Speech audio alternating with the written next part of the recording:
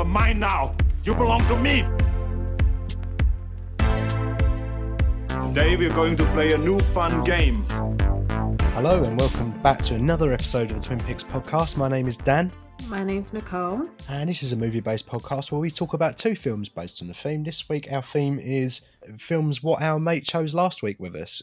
Film.Foods joined us last week and she helped us choose two movies, which ended up being Tampopo and Coherence. After that, I'm going to be talking about the Barbie Diaries in Stitch Up, because I lost the Wheel of Fortune last time and Barbie Diaries.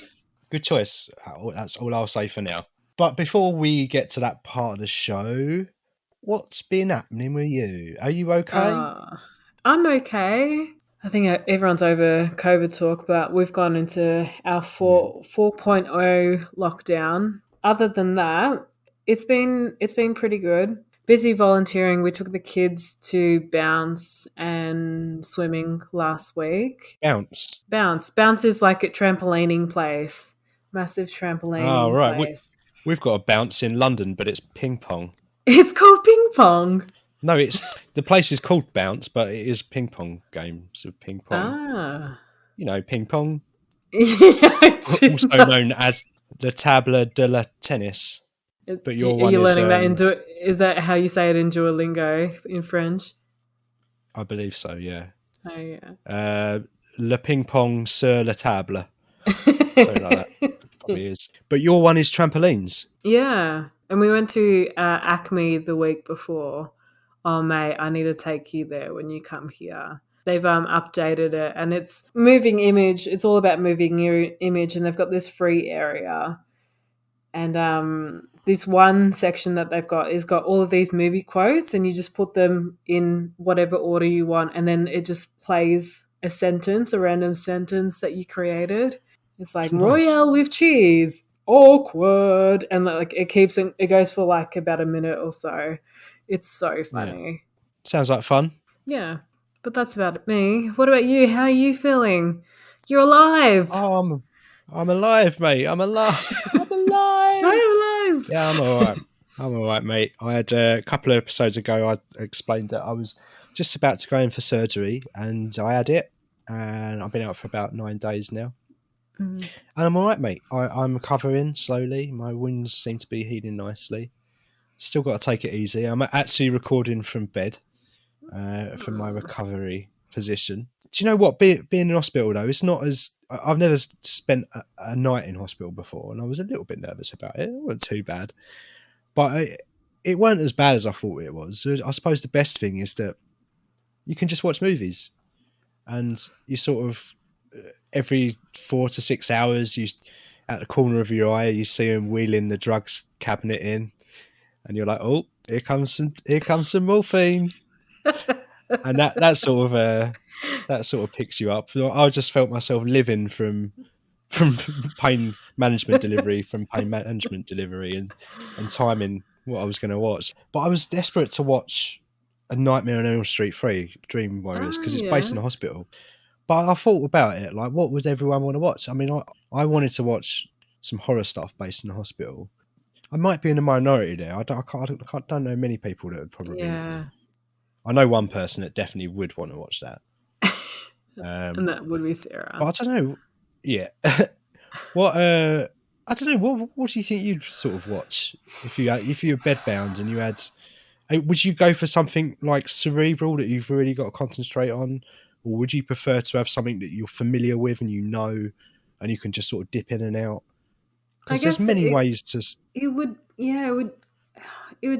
depend. Like if you don't want something too funny, because if you're in a lot of pain and that will cause you more pain, what would I want to watch? I mean, if it's on your laptop, obviously not something that you would want to watch on a big screen. Nothing too intense, I think. Well, I ended up watching a load of episodes of Red Dwarf because I'm super familiar with it. I grew up with it, so it's kind of comfortable to watch those. And I also I've seen them so many times that I know where all the jokes are and I know what the jokes are. Probably would have been fine, but I didn't want to laugh too hard to disrupt my my surgical Your wounds and organs, stuff. yeah. And my organs and stuff. People have been playing around with my fucking insides, haven't they? It's weird. I keep thinking about it and I get a bit lightheaded. I'm like, some geezer's just had his hands in my fucking... They haven't. No. Someone's been messing around with my insides and... Someone put some marbles in your intestines and like, let's see what will happen to in there. Maybe I'll have a scan in like 30 years or whatever, and they'll be like, "There's some fucking micro machines in your stomach, mate." Yes, I watched a few episodes of Red Dwarf, a few episodes of Spaced. I watched most of Spaced, and again, quite familiar with it. Haven't seen it for a long time, but it was an exercise in self-control because I'd forgotten some of the jokes in Spaced, and some of it is a very funny show. And I did have to sort of look away, and I managed to perfect kind of not laughing at something. But yeah, so cool. Something easy and familiar, I would advise. Well, I'm glad that you're out of hospital and you're recovering. It's done now, mate. But yeah, so as you can imagine, I've watched quite a lot of films after having left the hospital. Came home, went to bed, and watched a load of bloody films, mate. So I've got a stack of them. Do you want to go one for one, or have you got anything else you want to talk about? I mean, film-wise, I've only got one film and then 2 TV series. We could go a bit of back and forth. Give us one of your shows. All right. Love on the Spectrum. Season 2 has just started a couple of weeks ago. Second season is a lot better than first season. The only problem with first season is that they only get paired up with people on the spectrum, where in second season there's a bit of a variety of meeting people who are not necessarily on the spectrum.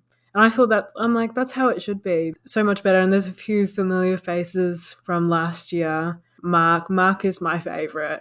I really hope he does well this time. And if not, someone should set me up with him because he's such a funny dude. Yeah? Yeah. He's like, I want to be a paleontologist. So I was like, oh my God, it's Ross. But yeah, it's really good. It's a really good series. To you. Oddly, right? So I started with the 2011 remake of Fright Night. I watched that and I quite enjoyed that film. I think it's quite good. I'd never seen the original Fright Night. So I watched the original Fright Night, and yes, it is much better than the new version. I still think the new version's okay, but the original is quite original, like of its own sort of creation, if that makes sense. It's quite unique, and it's got the best baggy 80s jumpers I think I've ever seen, and some really good 80s music as well. Yeah, I quite enjoyed doing that Fright Night double bill back to back. But I did it the wrong way around. I did the new one first and then the old one second. What else you got? Another ABC series that I watched, which would be good for you to watch if you want something really easy. I think I've mentioned it before. It's called You Can't Ask That. So they're up to their 6th season. I think it's a total of 6 episodes this season as well. So the topics that they do in this season is cheating, amputees, ex-football players, missing person, Asian family, adult virgins, lesbians, and obsessive compulsive. That was more than 6. That was like more 8. My favorite episode from this season was missing persons. Because there was a few familiar faces, because some of these missing person cases were on the news, and one of them was about this young boy named, his name was Daniel, and he was my age, and he went missing when he was 13, and I think about 10 years later they found his body. And I was just like, oh my God, like this it freaked me out because I was like, this kid could have been 25 and, doing, have a career and being out and about. But because of this circumstance, it's just like, it kind of shook me. Yeah. But it's a really good series. I think over the 6 seasons, Missing Persons is my favorite. Sex Workers is one of my favorites as well. deaf people on the spectrum, killed someone, HIV positive, and transgender. They're really, they're probably the most fascinating episodes that I've watched. I think you mentioned maybe the HIV one when we spoke about Philadelphia. Yeah. It's a really good series. If you can find it somewhere, 100% would recommend to watch. Back to you. Okay, mate. I'm going to give it a go. So I'm going to breeze past Wonder Woman 84 because it wasn't very good. It was fine. It was a bit odd. I don't hate myself after having watched it, but I don't think I'll ever watch it again. I watched a doco on Amazon called Hotel Coolgardie, and it's set in Australia. Ah, yes. I haven't watched it. It follows two young Finnish women who are travelling around Australia. They go to Perth and they find work in a nearby town for 3 months and have to work at this bar for 3 months. But the thing is that the locals and the staff, they're all treating these young women very disrespectfully, like shouting orders at them, telling them they're stupid, and just being altogether unpleasant. On top of that, you have the like a constant kind of threat, if that makes sense. Because like throughout watching documentary, people are coming onto these young women. They're very drunk. They're quite aggressive in certain circumstances. No one really crossed a physical line, but you could feel that it could have done quite easily, like if the film crew weren't there. And it was quite difficult to watch, mate. But very interesting, and I think an important thing to watch, especially if you're a dude. Yeah. It certainly seemed to show a bit of what life is like in a job like that, maybe in that place. Is it in a mining town? Yeah, it might be. It's something like that. In the middle of nowhere, yeah. What you got? I've got one more. One more film. I think it was the last day of the Spanish Film Festival, and I watched Rosa's Wedding. And it was okay. I was expecting more from it. I thought it was going to be more empowering. Well, so the story is about this young... She's in her, I think, late 30s, early 40s. But everyone expects, is always relying on Rosa. And she's just, I don't have a husband or anything. So she decides to marry herself and live by the countryside. She married herself? Yeah. I thought it was going to be more funny. It sounded like her brother or her family was going to set her up with someone. And that's what I thought from the trailer. And then when I watched it, I was like, oh, no, it's not exactly how it panned out. But it was all right. I don't think I would watch it again. Sounds like a hard pass from me. I don't think you would watch it. I'll say that. It was a comedy. It was a bit funny. I think a few weeks ago I watched Erotic Losers, which is another Spanish film, and that was much funnier. Yeah. But yeah, what else have you watched before we move on? Well, the last couple that I watched were some familiar films, Die Hard 2 and Die Hard with a Vengeance. But I enjoy Bruce Willis stuff from the 90s. I think it's great. Die Hard with a Vengeance is probably my favourite Die Hard film. I do enjoy that. The first one's great, don't get me wrong, but the third one is the most rewatchable to me. And it's just a couple of people driving around New York City trying to defuse bombs and solve riddles. It's fucking great. I love Die Hard 3. And that's about it, mates. But my film count for the year now is up to 165. I'm still ahead of that one a day film average. I'm doing all right. Let's move on to section 2 then, where we're going to be discussing the two films that our mate Foodie helps us choose in the last episode, Tampopo and Coherence. But first, we've got a little topic intro to do. Which we recorded the previous week with Foodie while we recorded our picks episode. So we're going to insert it here. I thought I would put together, because on my Instagram account, I usually do a guess the film every Friday where I'll put a picture of a food scene and then everyone just has to like guess what movie it's from. So I thought I'd do like a sort of a vocal version of that. Yeah, cool. So I've recorded 10 different food scenes. Yeah, basically you guys just have to guess which movie it's from and then I'll just keep score. Can we ask yes or no questions if we've got no idea? Yes. Okay. I'll let you guys ask maybe like one question. Okay. I don't even know if you guys have seen all these movies, but I tried to pick very sort of like well-known type of films. Quick question. Yes. When we know it, we just write it down, right? Or are we shouting it out as soon as we know it? Are we going buzzer? Nicole! Do you guys prefer me announcing the answer each like food scene as we go along, or should I just do it all at the end? I was just thinking about this actually, because it might not work if we do a shout out because of the delay. It means that you're always going to have an advantage. I'm okay with that. I know, I bet you are. I reckon we should write them down. Maybe let's write them down and maybe at the end we'll recap. What do Go you through think? them. Yep. That sounds Cool. good. Sounds good. All right. Okay, the first one. Good. You mind if I try one of yours? That's easy. This is yours here, right? Listen to the eating. Oh, God, yes. This is a tasty burger. All right. That was the first one. Okay. That was easy. Okay. Hope you guys No write down your answers. Is it a big Okay, the Kahuna second burger? one. No. Okay, ready for the second one? Yeah. Really? Number 2.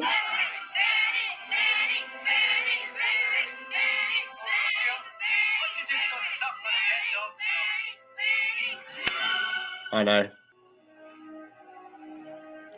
Using your imagination. Oh, crap. I don't know. Oh, don't you That know, was- Nick? I have a feeling of what it could be, but I don't think it is. It might be Close Encounters of the Third Kind. Okay, number 3.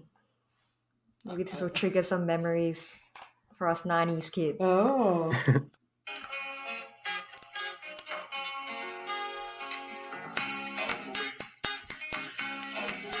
Oh my God, what is this from?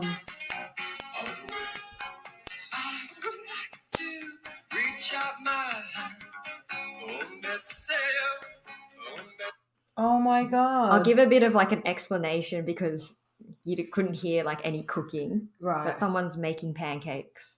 Oh my God. Do you know, Dan? Not a clue. Okay, you guys can ask one question each as yeah. well. 90s film. Yeah, Go on, 90s pancakes. Who's in it? Okay, you can't ask. You can only ask like yes or no. Alright. One yes or no question. Is it an animated film? No. Okay. Is it got Robin Williams in it? No. Okay, it's not that film. Okay, that was your question. Yeah. Oh, what is I this don't film? know. I've just had a No, stab right. at it and I've written down something. I'm I writing don't think it's pancake. right, but Pancake 2. Pancake. The Squeakquel. 2. Pancakes. That's right. I'll go back to it later. Okay. All right, number 4.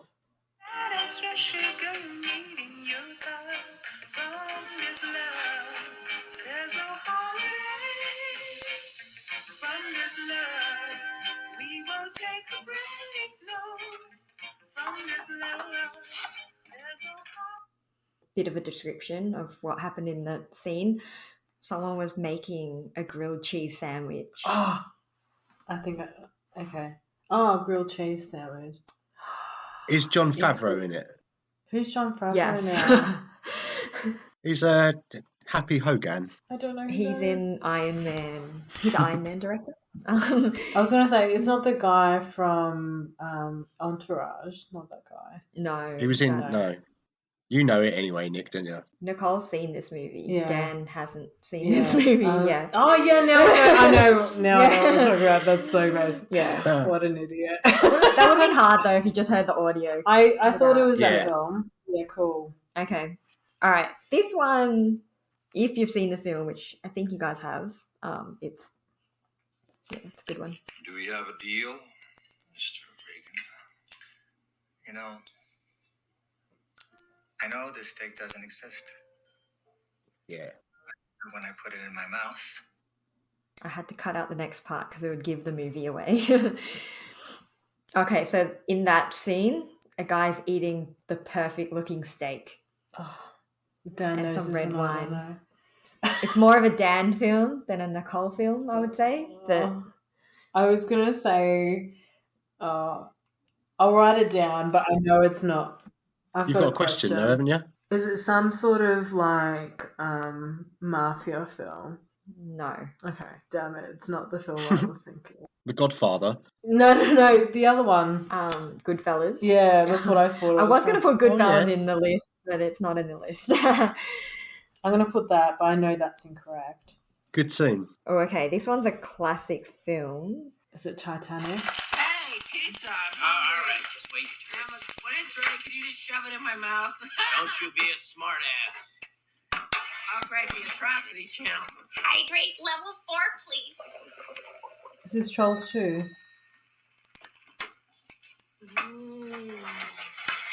Is it ready? Here you go. Oh boy, Mom. Okay, so what's happening in that scene is a lady is putting a pizza into an oven and then it comes out like cooked. And I think the oven's called a hydrator, something like that. Maybe there's an upside down person as well in that scene. An upside down person. I don't know why I'm know giving what you it's clues, Nick. Dan, no, oh, it's all right. You're winning this quiz. That's all good, mate. I think I am. I don't know upside what down that person. clue means. I don't know if Dan knows if it's the same film that I'm thinking of. I think it is. Well, we'll find out. down. Don't worry. We'll find out. Okay. Is it an animation? No. No. Okay, so it's not. I was thinking it. Is it a sequel? Is there a sequel or is this a sequel? Is that a sequel? Is it a sequel? Yes, that is a sequel. Yeah, I was like, wait a minute. Yeah, it is Yeah. the sequel. Okay, yeah, Dan knows. Oh, look at him looking all smug at me, mate. I'm not competitive. It's from the 90s, right? Or was it the late 80s? It's that one is, I want to say 87, maybe 89? 88. It might be 89. Yeah. So the next 4 are based off movies that you guys have reviewed before. Oh. So hopefully you guys were listening.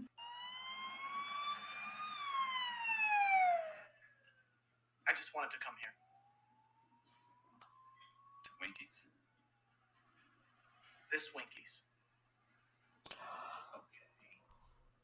Why this Winkies? It's kind of embarrassing. You guys have got your guesses down? Yeah. I think we both know it, don't we? Oh, okay. Yeah. Is I'll this stop a you. film that I've reviewed though? You've both reviewed it. Oh fuck! Then it's not this film. Oh, and we've reviewed this film. I can play the remainder. I had a dream about this place. Oh boy. You see what I mean? No, that was all. God, I've got Dan's brain today. What do you mean by that? You're always like, I've got a terrible memory. I don't remember saying that. Yeah, exactly. Alright. Okay, so this is another movie you guys have reviewed. I feel like the ones you guys have reviewed that I got food scenes from are harder. Hey to you. Happy birthday to you. Happy birthday, dear Danny. Happy birthday to you. Stop it, Sam. What? You never forgot, did you? Oh. So I can't remember when you guys reviewed this, but anyway, so in that scene, it's a guy trying to light up a birthday I know this cake. film. Oh, what is it? Oh, yeah, I know what this is. Yeah, You both I've know got it. no but- idea. I know Birthday you guys cake. reviewed it maybe, Yeah. I want to say like it. Late last this year? Oh, late last year. Okay. Yeah. Yeah, around that time. Yeah, I know this film. Okay. So you could just guess. You've got a that. do you want You a get a question. I have got a question. Is Tom Hanks in it? No. No. I didn't. I knew that already. Definitely not. I'm just going to think of another question. Oh, I don't know. I'm just going to write bollocks. Philadelphia. Oh. It's a drink scene, not a food scene.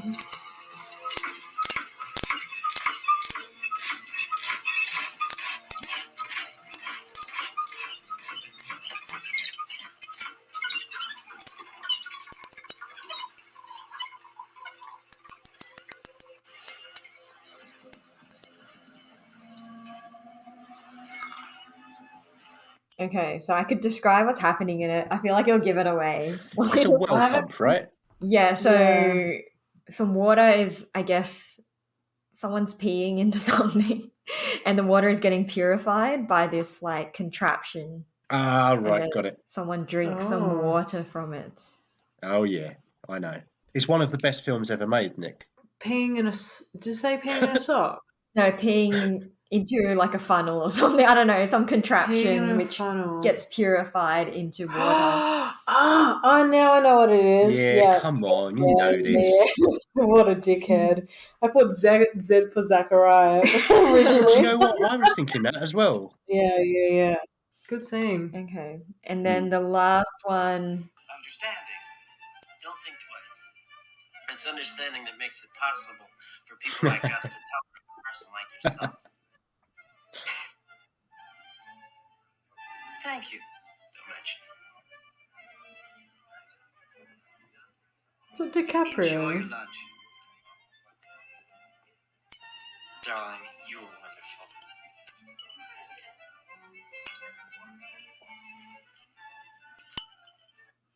I think you reviewed this year. It's so there's a bunch of teens sitting in a restaurant, like a fancy restaurant. The Sausage King of Chicago. Abe Froman. You want to use your question? A film that we've reviewed this... Have we definitely reviewed this film this year? I think it was this year. To be fair, I think it was last year. Late I think last it might year. have been maybe late summer last year. Your summer. Yes, English summer. So like winter last year. Yeah. Oh, Yeah. God. I was like, that's way too far, Foodie. Mm. Films that we've reviewed that are teenage. Eh, bada bada bada bada bada, so wing bada. Keep on saying that, Dan. Eh, bada bada bada bada bada bada, so wing bada. Oh my God. Kennedy, I Kennedy, know. Kennedy, Kennedy, so wing bada. This is Jim Carrey. Is that your question? Yeah. Jim Carrey? No. No. Damn it. You're going to tell me it and then I'm going to be like, what an idiot. All right, let's go through. Probably. All right, the first one. It was Pulp Fiction. Dick. I think you guys. Yep. Did you both get that? Yeah. Actually, I should ask you guys Yep. what you thought. Yeah, that's each one true. was. All right. Okay, so number 2, Nicole. What do you think? Matilda, but that's incorrect. Okay, and Dan, what did you think it was? It was Hook. Yes. Oh, yeah, of course. But funny you said Matilda. Yeah. The next one's Matilda. The next one was Matilda. Was it? Did you get number? You didn't get the pancake song. No, I put That Lost one? in Translation. Okay, so that was number 3. Number 4 Chef. was Chef. Dan, you put Chef, I think, as well. I Did you? did. Yeah. I Yeah. got Chef. Be honest. Number 5. Dan, let's start with you. What did you think number 5 was? Well, it was The Matrix, wasn't it? Yep. I clearly wouldn't have Nicole, got what did that. you I guess? put Moonstruck. Oh, no. You know when I was looking at he's cutting the steak. That's a good food thing. I know. I guess because I said steak, yeah. So good guess. Number 6. Nicole, what did you have for number 6? I put Back to the Future. Yeah, you're right. But no, Dan, what did you think it was? is that all you wrote? Did you just write Back to the Future? Yeah, 2.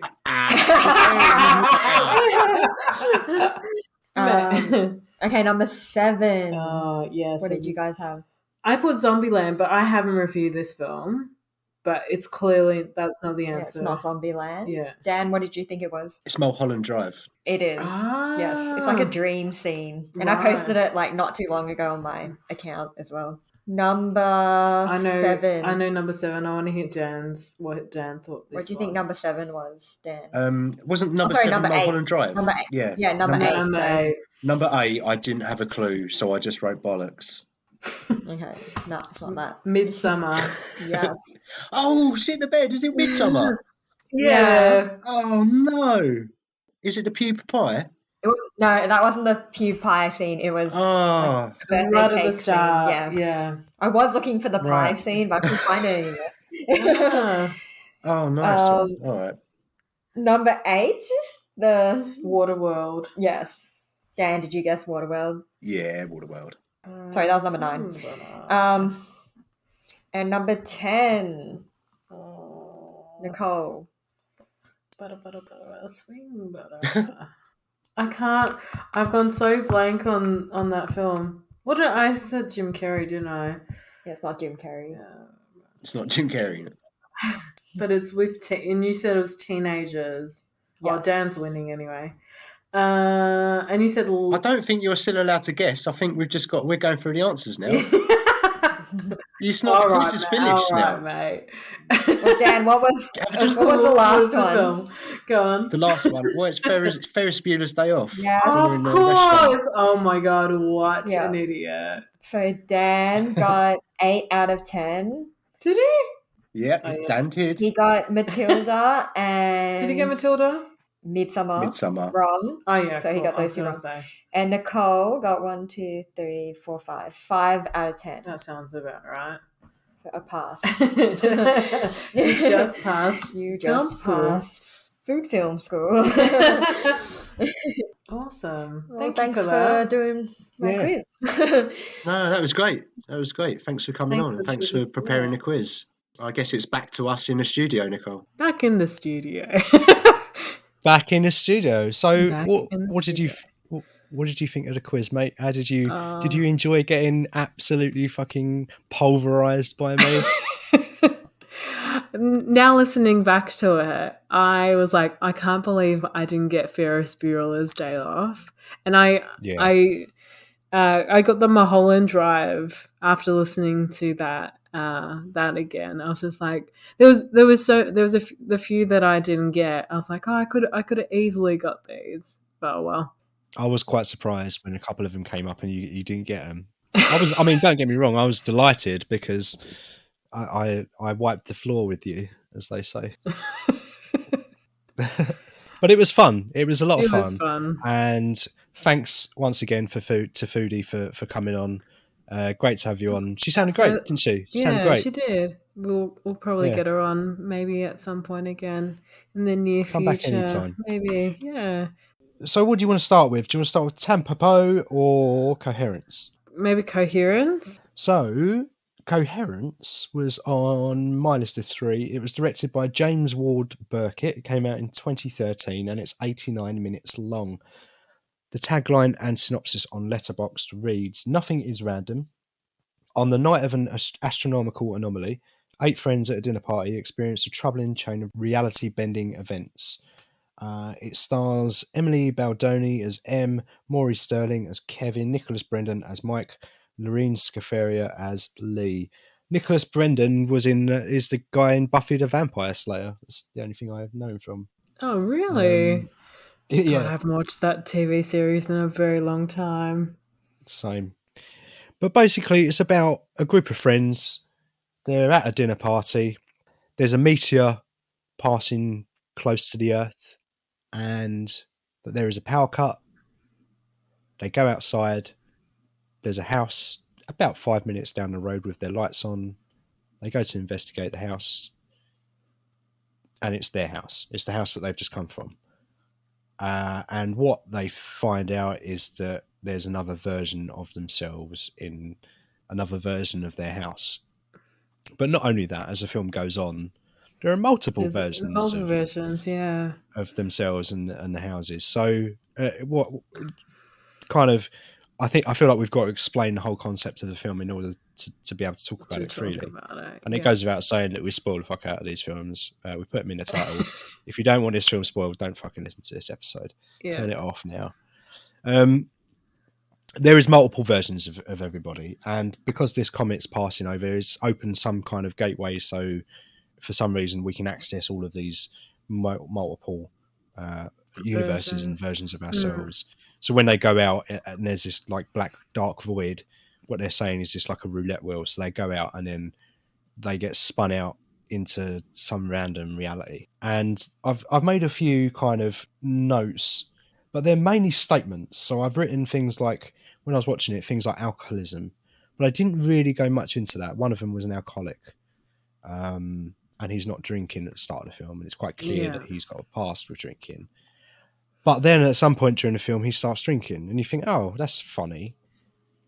But by the end of the film, you learn, oh, it's a different version of that character. He's gone outside and come back, and it's a different version of Xander from Buffy the Vampire Slayer. But the alcoholism wasn't really explored as a theme as I thought it might be. So that's what I mean when I say I've got a few statements that probably won't mean anything. Yeah. Cool. Another one I've got is facing yourself, quite literally. So like sometimes we've got to sort of take a look at ourselves and figure out what's going on. In this, they're given that opportunity quite literally to face themselves, and I think that's the thing I enjoyed most about it is M's character arc from the start of the film. She's a bit of a procrastinator, and she's not really it's clear that from her past, from a story that she explains about her dancing career and her current situation with her boyfriend, she doesn't really make decisions. She kind of sits on things, and that's a decision in itself. You have to make a decision. Not making a decision is still making a decision. Yeah. So I quite enjoyed how by the end of the film she is making a decision, and she faces herself quite literally by trying to steal another version of herself's reality. I enjoyed that. I just don't think that it delved deep into that enough. I think there was quite a long stretch in the middle of this film where it sort of dipped for me. I really enjoyed the ending. I really enjoyed the start. But in the middle, it just dipped a little bit for me. Yeah, it felt like it sort of meandered around a little bit, and it got too caught up in what versions of the characters they were and that sort of thing. I would have preferred more philosophical discussion around finding yourself, I guess, as wanky as that sounds, and discovering yourself and talking to yourself. And what would you say? If you could face yourself quite literally, what the fuck would you say to yourself? What would you talk about? I don't know. It's weird, isn't it? Yeah, it's really fascinating bizarre. though. I was really confused in this film. Okay, it's kind of got like Primer vibes. Yeah. I want to say Another Earth is a film I would compare this to. Oh yeah. The Invitation has vibes of The Invitation as well. I think it's quite good, this film, but it just, like I said, just dipped in the middle a little bit for me. What are your thoughts on it? I was very I messaged Foodie straight after I watched it, so I was like, what the fuck did we just watch? I was so confused. But then I read some notes on it and like how they created this film. So it was a $50,000 budget and they shot it over 5 nights. And it was largely improv. Like, so I think we were talking about this with Roma a few episodes ago, where the director, mentioned a few things to characters, but they did kind of the same thing, but with they had like a few notes on a piece of paper. Yeah, kind of like a murder mystery. It's like, oh yeah, so these are your things these are your goals for this filming. This is what has to happen. Yeah. Like there was a scene, I think halfway through, and Kevin's trying to leave to go to the other house, and M is not allowing him to leave, and that was like one of her notes apparently on her goals for that night. So it'd be interesting to shoot a film like that. Well, if you've got a $50,000 knocking around, mate, I'll fly over and help you shoot it. We'll do a short film version of it. We'll do a short version, yeah, over Zoom. Yeah, over Zoom. I think the most memorable line in this to me was at the start of the film, and I wonder if this is where more of the improv came in, because I keep saying that it sort of dipped in the middle, and I feel like that's probably because they were kind of like, come on, let's do plot, let's do plot, let's do plot. Yeah. But I enjoyed the start of the film because of the kind of the loose interactions everybody was having. And one of the characters brought along a bottle of liquid, and she was like, oh, it helps, just helps chill you out. It's got chamomile in it and melatonin and some ketamine. Yeah. And Xander from Buffy the Vampire Slayer is like, we've got wine, cheese, and ketamine. And that just, all of that conversation felt quite loose and natural and enjoyable to me. I quite enjoyed it. I would have preferred for it to continue with that kind of loose conversational vibe, but throw in some philosophical discussions about facing yourself and all of that stuff. I feel like it kind of just scraped the surface of what this could have been.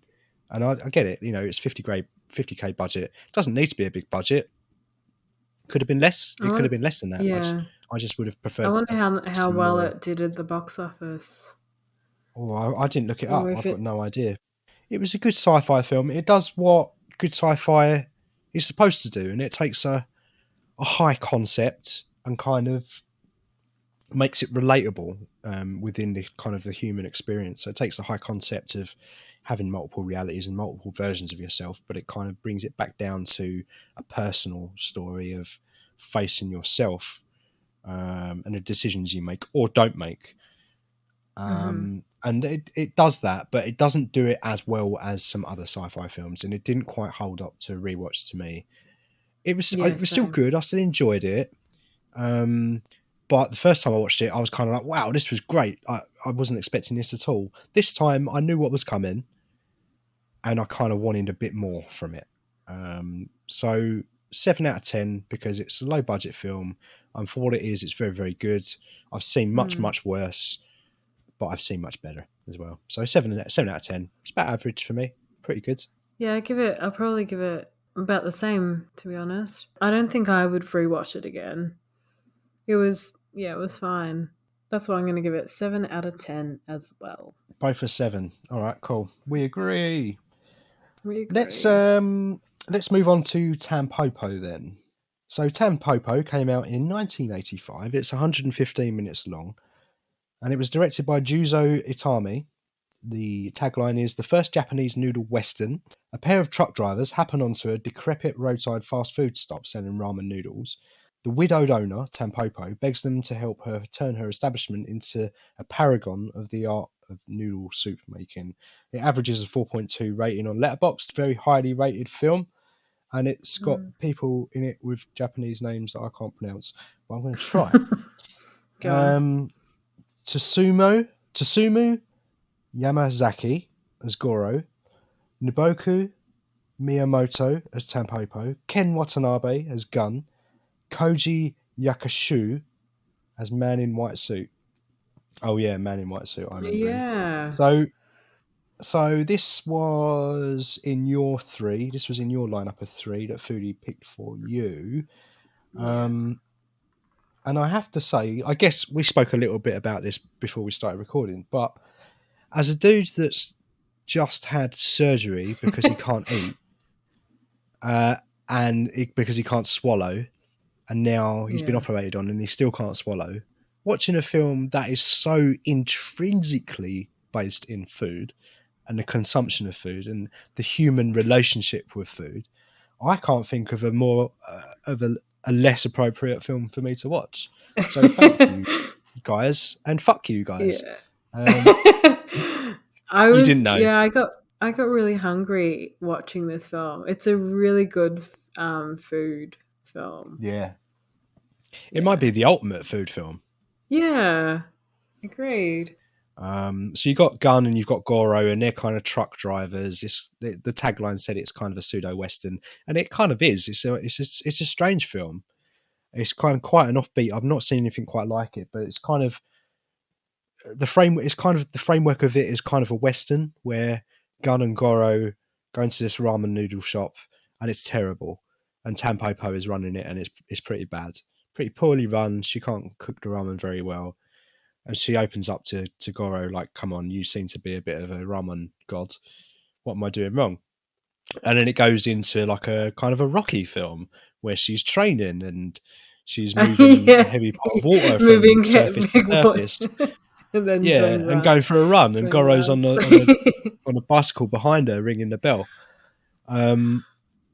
It was very interesting to watch because it came out in 1985, and it was kind of after a couple of Rocky films. It was kind of at the height of that Rocky movement, and I wonder if some of the training montages were inspired by that kind of thing. I did kind of feel that. But yeah, as I said, the framework of it is kind of a Western where this old wise dude who turns up in this place, helps somebody, and then fucks off at the end. And that's exactly what happened. But throughout the film, basically the film is Tampopo learning the ramen trade and going to different restaurants characters. and sneakily stealing people's ideas, peering through cracks in the walls to see what people are doing, and that's basically the plot of the film. And then it's more than that. It's quite funny as well. I did chuckle quite a lot in this film. And there's like little there's side stories as well. So I think that the main side story is the man in the white suit. You could tend to see his side story every so often.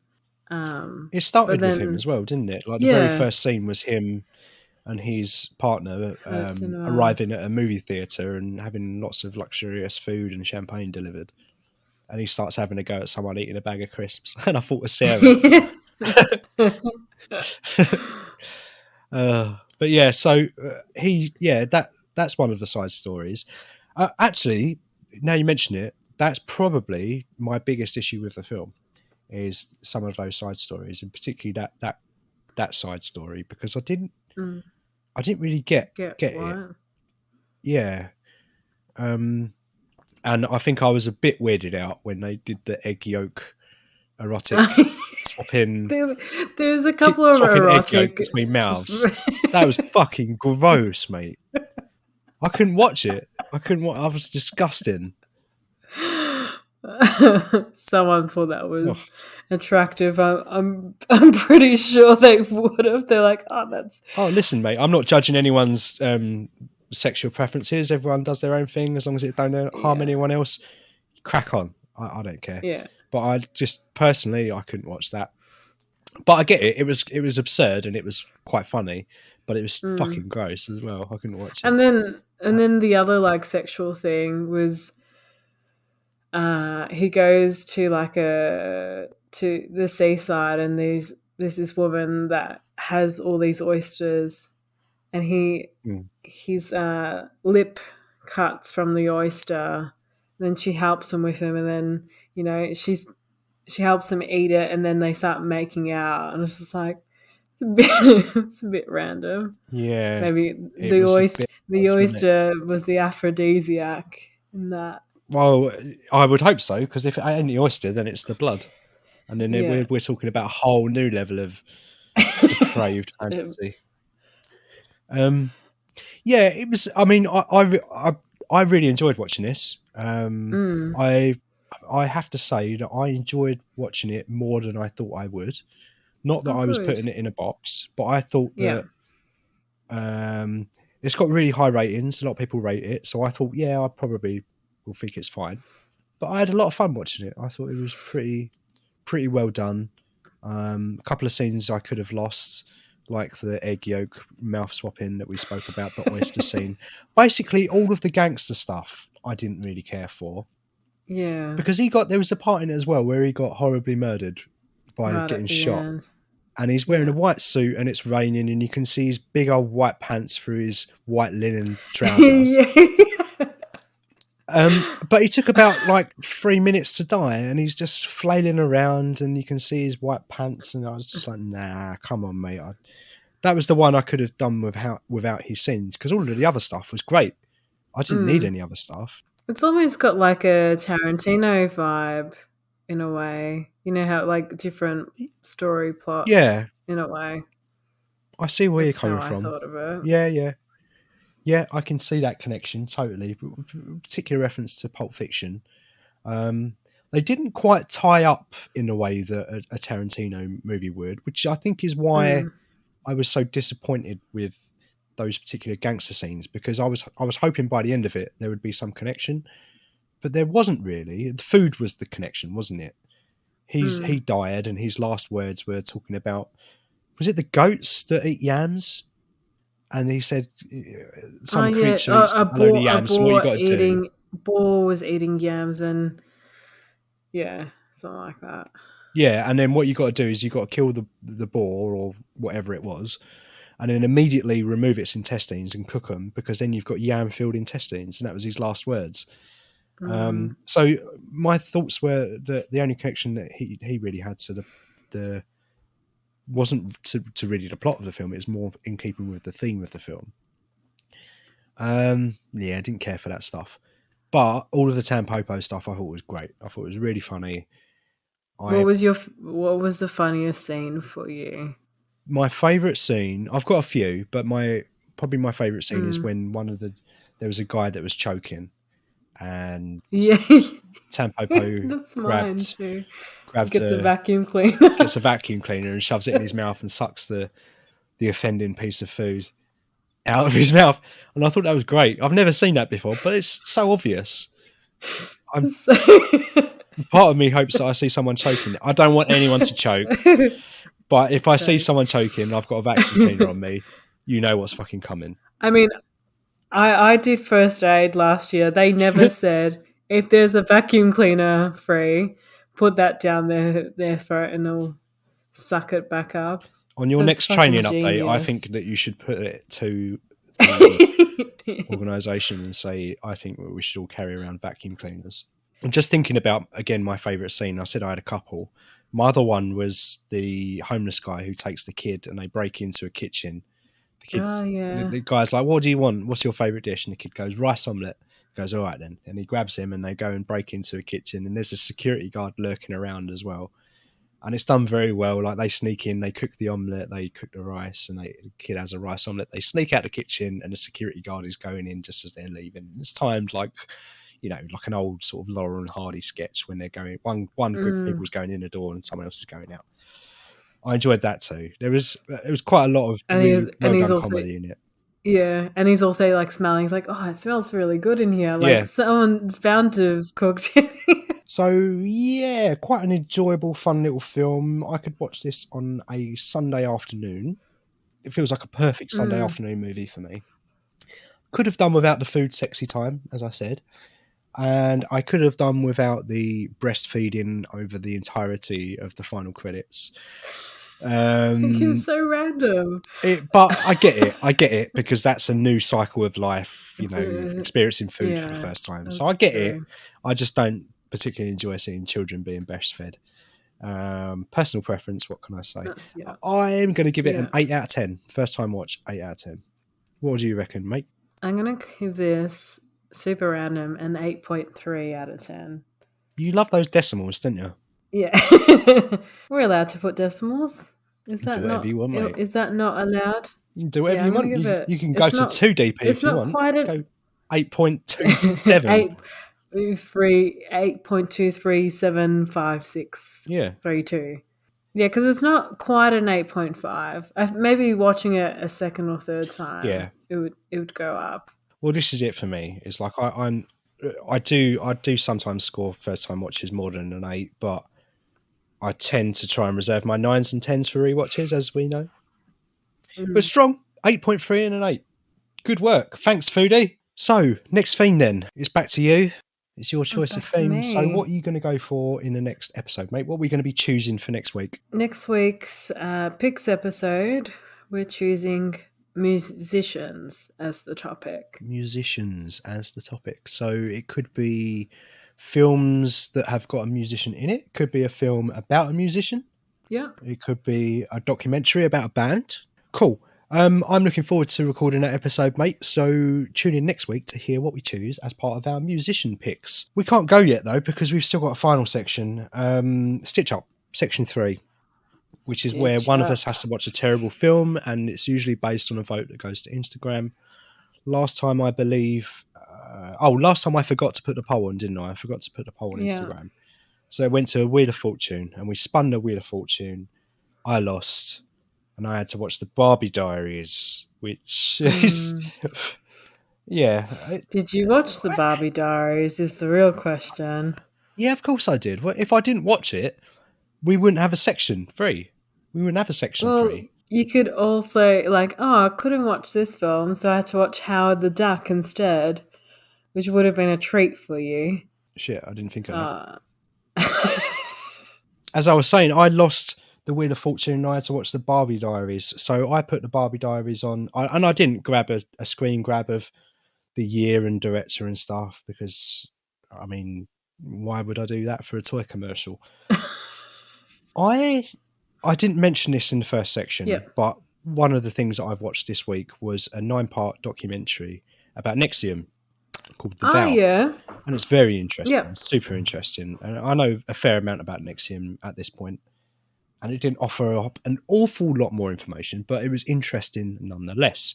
One of the people that left that cult, Sarah Edmondson, is in the Barbie Diaries as a voice. No way. Which is a total coincidence. Yeah, she's one of the voices. Which I didn't find out until I was looking up the cast and crew and stuff afterwards, after I watched this horrible, steaming turd fire of a film. If you can call it a film. It's very short. And I'll get to the end and my positives of the film. But my one positive is that it was short. It was less than an hour, 15 minutes, which is great. Yeah. But basically, it's an animated film, and it starts off with Barbie and her mates. They're sitting around and they're talking about what they've done with their summer. And they're kind of lamenting that maybe they've wasted their summer. One of the friends has made 26 short films, which I'd say is quite fucking good. That's very I've impressive. never made 26 short films in my entire life. But they're about to go into sophomore year, whatever that means. If you're American, you know what that means. I don't know what that means. Sophomore year, who knows? It's a high school thing. They're in school. That's all you need to know. So Barbie, basically, she's trying to infiltrate the popular kids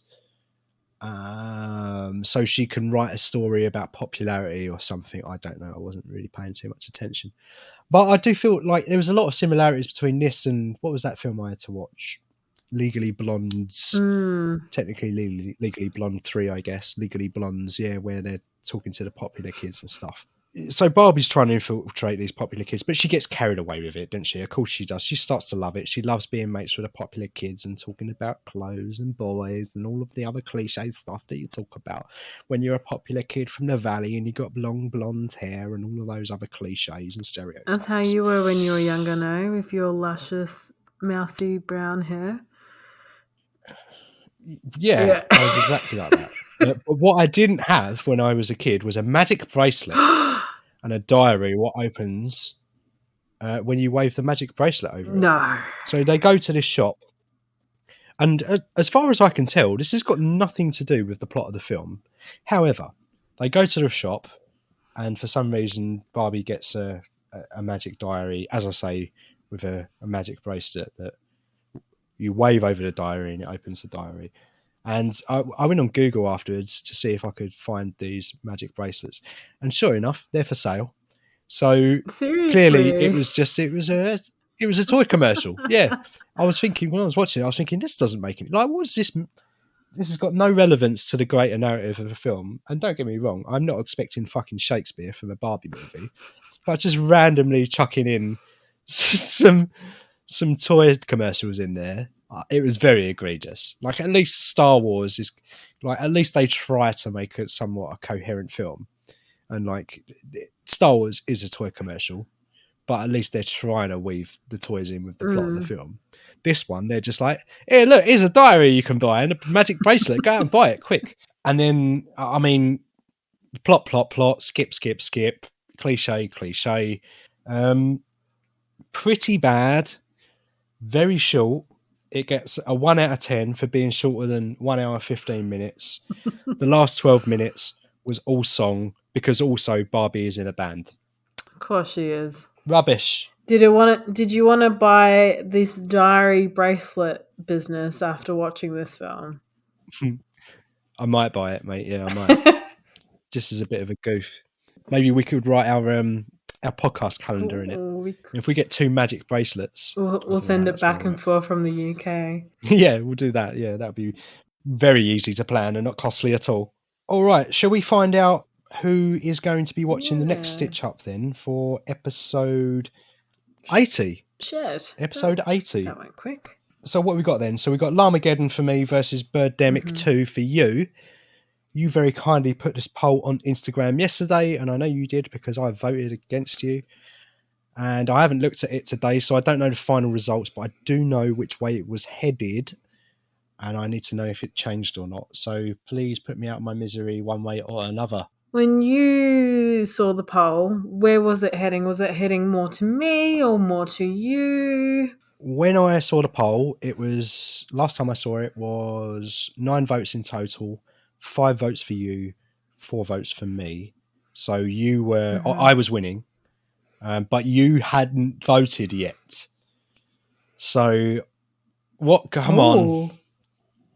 What was it? No fucking way. Where does it stand now?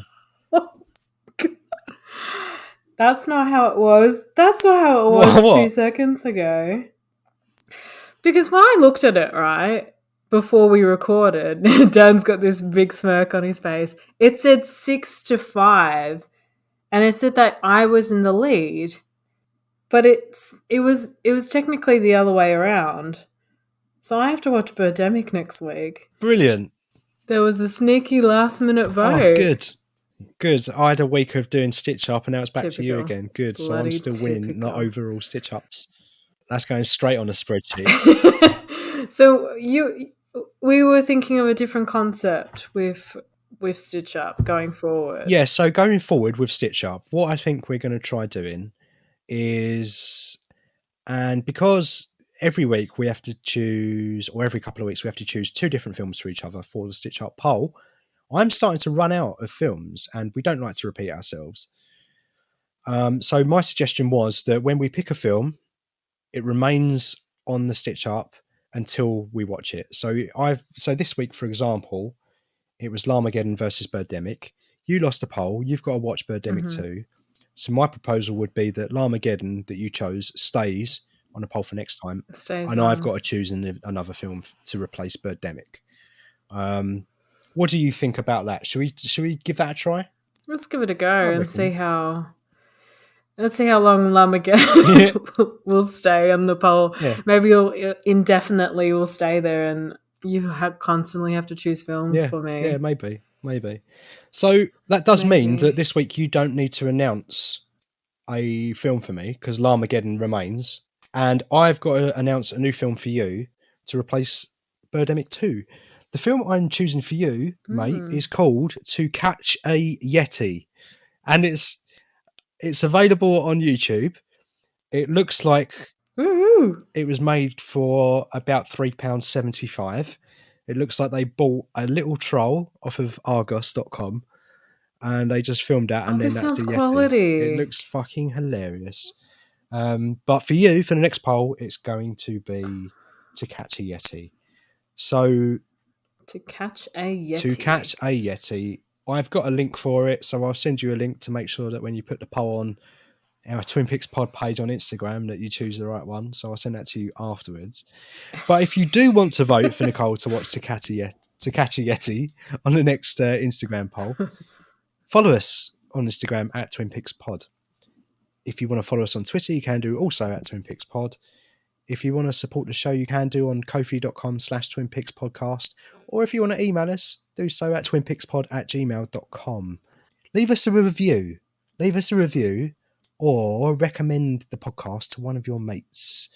That don't cost you nothing. You can just go away. Oh, Roy, you like coming of age movies, don't you? Yeah, I do actually, Bev. Yeah. Well, Roy, actually, there's this podcast that I think you might really like called the Twin Peaks Podcast. And they recently covered 2 coming-of-age movies, which was Baby Thief and The Kings of Summer. You ever seen those films, Roy? No, I haven't. But I think what I'll do is I'll watch them first because they're probably going to spoil the films. So I'll watch them films first and then I'll listen to that episode. Thanks for suggesting that, Bev. I just played that scenario out. But if you could maybe do that in real life, I'd very much appreciate that. Where can people find you? where can you find me? You can find me on Instagram at Chikanika or Nika Creative. Thanks everyone for listening, and we'll catch up with you next week where we're going to be choosing our 2 musician movies. We'll see you then. Bye bye. See you.